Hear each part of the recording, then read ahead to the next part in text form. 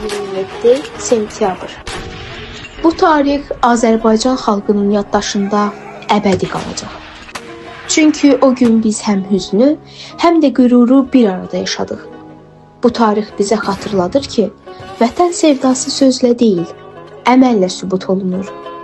O gün Azərbaycan əskəri canı ilə sipər oldu, şəhidlik zirvəsinə yüksəldi. Biz onların qəhrəmanlığı sayəsində torpaqlarımızı geri aldıq, başımızı dik tutduq, bir millət olaraq gücümüzü bütün dünyaya göstərdik. Ölkəmizin rəhbəri, Ali Baş Komandan İlham Əliyevin uzaqgörən siyasəti və qətiyyətli rəhbərliyi ilə Azərbaycan xalqı bir yumruq kimi birləşdi.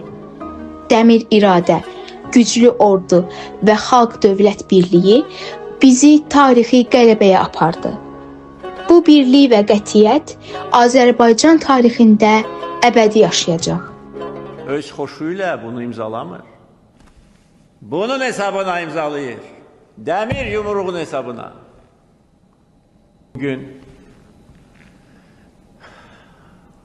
böyük qürur ilə deyə bilərik ki, Füzuli bizimdir, Cəbrayıl bizimdir, Zəngilan bizimdir, Qubadlı bizimdir, Ağdam bizimdir, Laçın bizimdir, Kəlbəcər bizimdir, Şuşa bizimdir, Qarabağ bizimdir, Qarabağ Azərbaycandır. Eşq olsun Azərbaycan xalqına, yaşasın Azərbaycan.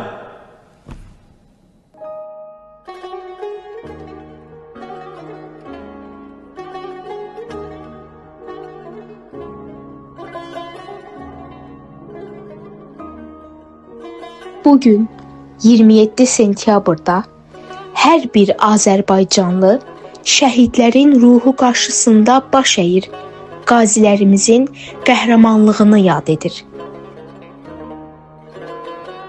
Biz bilirik ki, onların göstərdiyi fədakarlıq heç vaxt unudulmayacaq. Hər daşında, hər ağacında, hər nəfəsində onların izi, onların nəfəsi var. Azərbaycanın igid oğulları, şəhidlərimiz və qazilərimiz tarix yazdı, əbədi qəhrəmanlara çevrildi. Bugün Qarabağda dalğalanan üç rəngli bayraq, Şuşada səslənən azan, Cıdır düzündə oxunan muğam, hər biri bu qəhrəmanlığın simvoludur.